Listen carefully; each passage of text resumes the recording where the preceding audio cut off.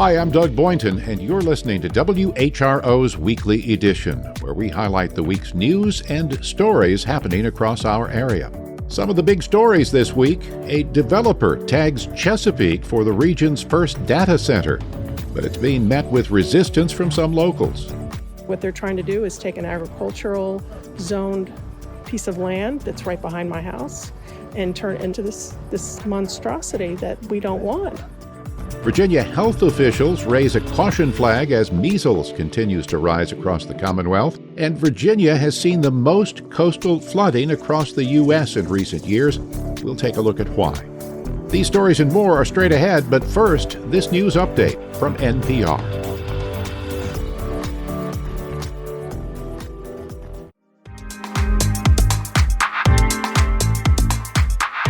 It's WHRO's Weekly Edition.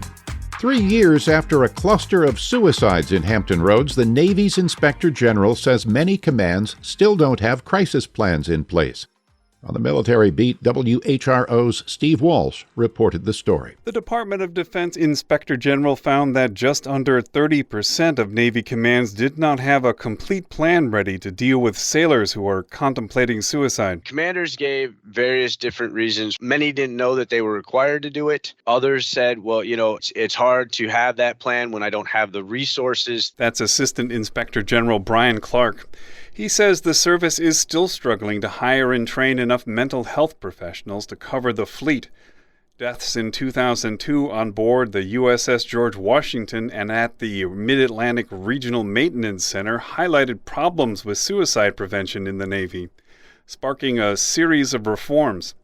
Steve Walsh, WHRO News. The Virginia Beach City Council approved its nearly $2.8 billion budget for next year. WHRO's Sienna Morales took a look at some of the details. In a quick special session Tuesday night, Council passed the budget in a 10-1 vote. The lone dissenting vote was Councilmember Barbara Henley, who objected to lost library jobs and a 0.5% increase in the meals tax. Well, I can just tell you, I have so many questions about this major projects fund and the meal tax that I'm just not ready to vote to approve this tonight. The budget keeps real estate taxes flat and directs some tax and fee increases to projects such as trails, roadway safety improvements, stormwater infrastructure, and a new law enforcement training academy. A new policy of billing for ambulances is expected to support about 33 new EMS jobs, and an unpopular boat tax was struck from the proposal and replaced with a licensing fee. The budget goes into effect July 1st. Sienna Morales, WHRO News. Williamsburg approved its 2026 budget last week. WHRO's Nick McNamara reports how it will be balanced.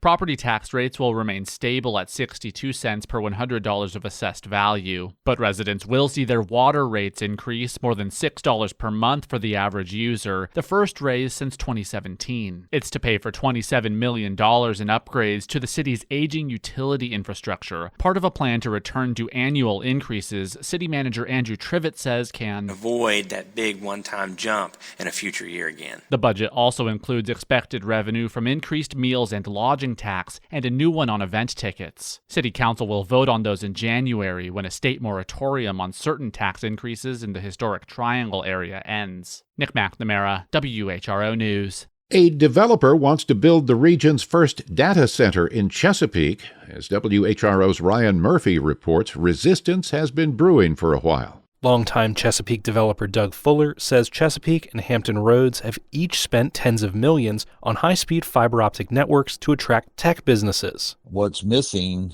is the $500 million or more data center to support those investments. Word started to spread in February about the proposed 350,000 square foot facility on Centerville Turnpike. Neighbors like Meg Lemaster have been talking about how much power or water the data center could consume and how much noise it will produce. What they're trying to do is take an agricultural zoned piece of land that's right behind my house and turn it into this monstrosity that we don't want. Data center projects in Northern Virginia have raised similar concerns, with debates even cropping up in the General Assembly earlier this year. The project will get its first public consideration at a meeting of Chesapeake's Planning Commission Wednesday night. The commission will make a recommendation, but the City Council will have the final say. Ryan Murphy, WHRO News. Homelessness is worsening on the Virginia Peninsula, and it is expected to keep rising. WHRO's Barry Graham had that story. A new report projects a 15% yearly increase in calls from people experiencing homelessness, with overall requests for help climbing nearly 12% annually. Rates of chronic and unsheltered homelessness are no longer declining. Newport News and Hampton account for nearly 90% of hotline calls. Black households make up 75% of those affected, despite being only a third of the population. Rents have surged as much as 61% since 2019, pushing more families into crisis. The report urges action on housing, domestic violence, and unemployment. Barry Graham, WHRO News.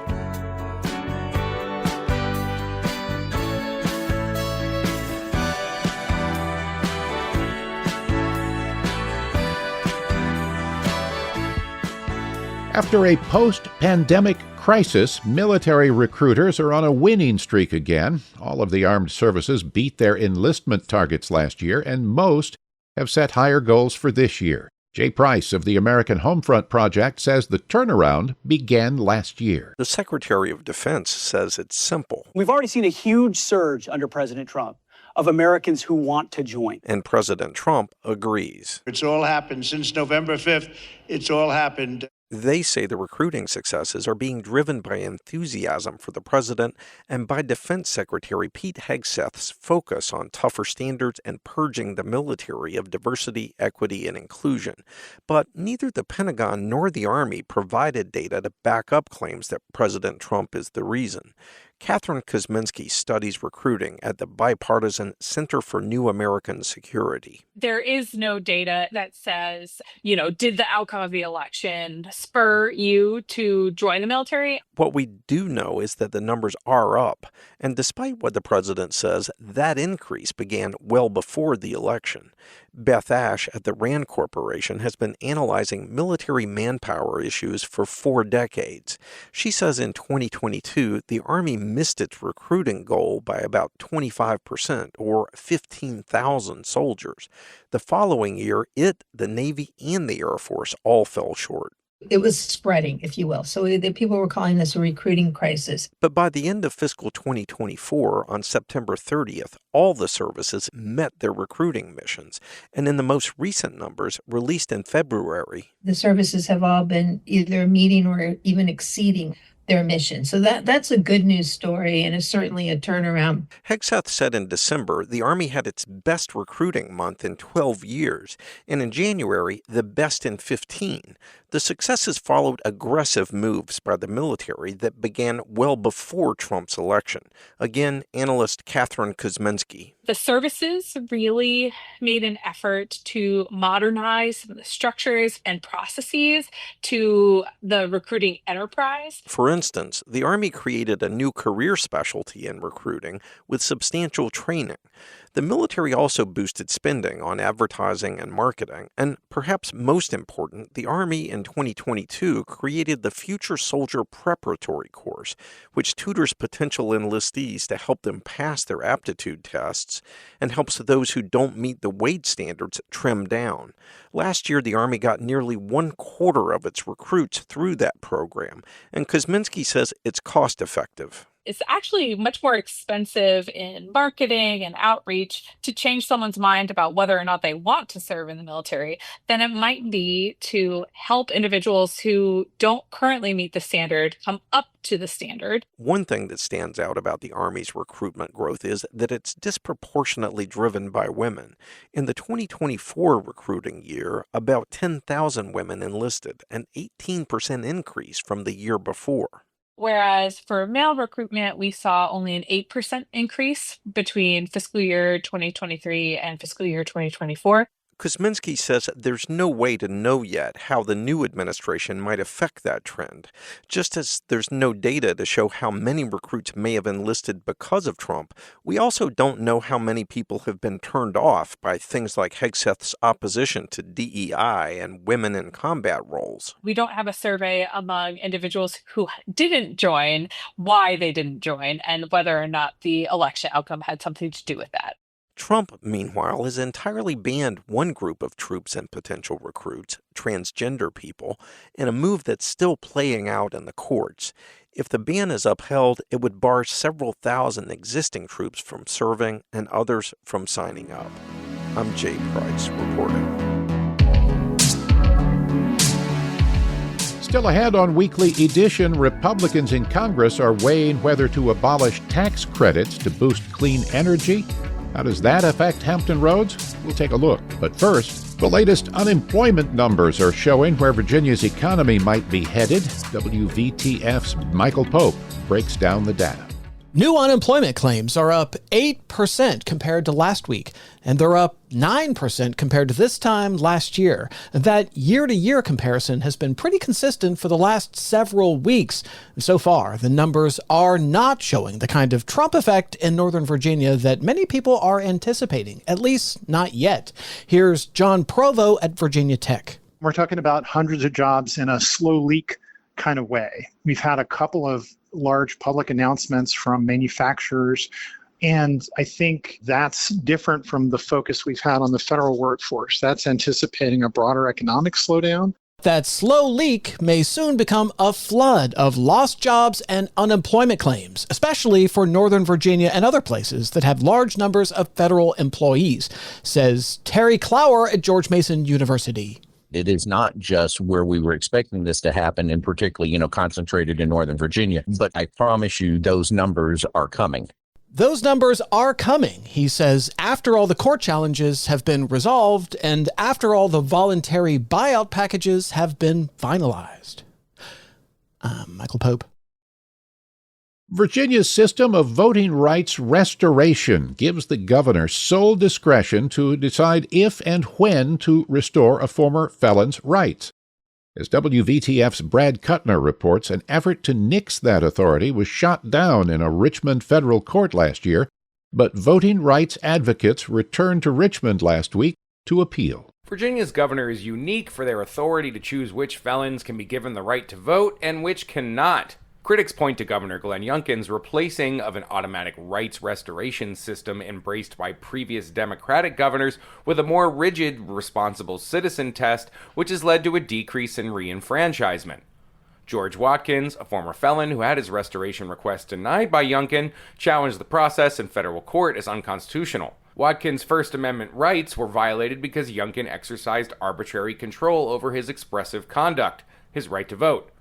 A federal district court judge sided with the state last summer after finding otherwise, but John Sherman with the voting rights group Fair Election Center argued before a 3-judge appeals panel in Richmond Friday. Because voting is expressive conduct, the First Amendment forbids Governor Youngkin from choosing which disenfranchised Virginians may vote and which may not, based on a subjective, responsible citizen test. For the state, Solicitor General Erica Mealy said the right to vote is protected by other amendments, and someone's status as a returning citizen makes them unique. Whatever the nature of a federal constitutional right to vote, it's not a right that's held by felons. The 3-judge panel did not hint at how they would rule in the case. A ruling isn't expected for months. In Richmond, I'm Brad Kuttner. Measles is showing up in pockets across the country. Health officials are concerned. WHRO's Barry Graham shares the numbers. An April case in Fredericksburg marked the first in 2025. An analysis by the Virginia Center for Investigative Journalism at WHRO shows nearly half of the state's kindergarten classes fall below the 95% MMR vaccination rate needed for herd immunity. Hampton Roads averages 92%. Experts warn that vaccine hesitancy and access issues leave many schools vulnerable. Dr. Susan Zerwa leads Norfolk's Public Health Department. She emphasized targeted outreach to boost vaccination rates. Nationwide, declining immunization rates and rising skepticism contribute to the growing risk. Barry Graham, WHRO News. The Virginia Institute of Marine Science at William & Mary released its latest annual Sea Level Rise Report Card. WHRO's Catherine Hafner reports what that means for Hampton Roads. Hampton Roads continues to be a hotspot for rising seas driven by climate change. The issue is made worse by sinking land, mainly tied to natural forces. But Assistant Research Professor Molly Mitchell says the data is at least staying in line with past forecasts. We're accelerating at a high rate compared to a lot of the rest of the country, but that rate hasn't been changing really. It's been a pretty consistent rate. That can give local leaders more confidence using these projections to plan how to adapt. Mitchell says more cities further south are also catching up, such as Wilmington and Charleston. Research suggests the southern coast is disproportionately impacted by melting ice sheets. Catherine Hafner, WHRO News. Some of the country's highest sea level rise rates are in the Chesapeake Bay region, where it is twice the average annual global rate. Last week, the National Trust for Historic Preservation listed the Pamunkey Indian Tribe's reservation on a peninsula in King William County among its 11 most endangered historic places in America. Pamela D'Angelo reports for partner station WVTF. The Pamunkey have lived in this region for more than 15,000 years. Their reservation land, some 1,600 acres, was established in 1646. It's likely the oldest inhabited reservation in the nation. Federally recognized in 2016, the tribe continues to practice their cultural heritage using the Pamunkey River for travel, fishing, and commerce. They carry on traditional pottery making using clay from the riverbanks. But their heritage, their homes, church, and museum are at risk.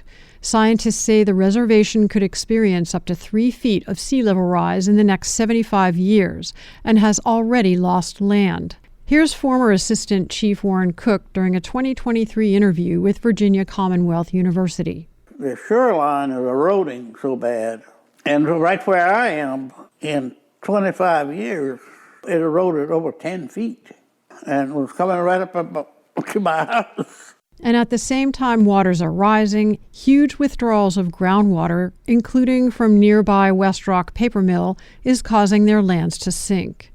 The National Trust uses their annual list to raise awareness about the threats facing some of the nation's most important places. The tribe is seeking support to expand resilience efforts already underway. I'm Pamela D'Angelo.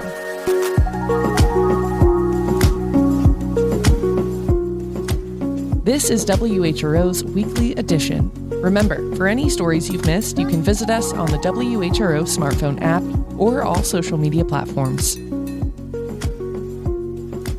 Virginia has seen the most coastal flooding in the nation in recent years. That's according to a new report from Lending Tree, an online finance marketplace.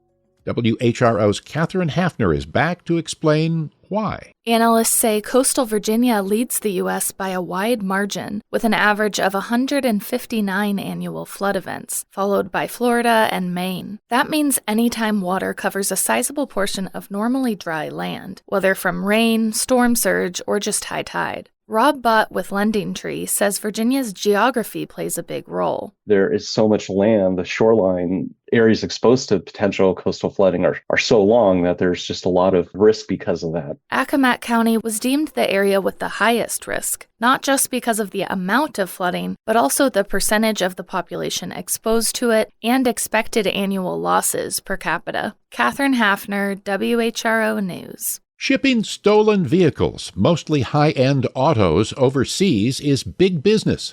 Hampton Roads ports are second busiest on the East Coast.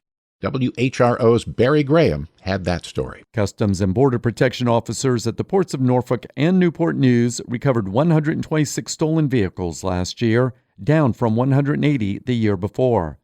The vehicles were worth more than $6.4 million. The Toyota Highlander was the make and model that was recovered the most. Across the Baltimore field office region, which includes Virginia, officers intercepted 250 stolen exports last year, down 27% from 2023. Barry Graham, WHRO News. Republicans in Congress may soon decide whether to eliminate federal tax credits for clean energy. WHRO's Catherine Hafner breaks down what that means for Hampton Roads.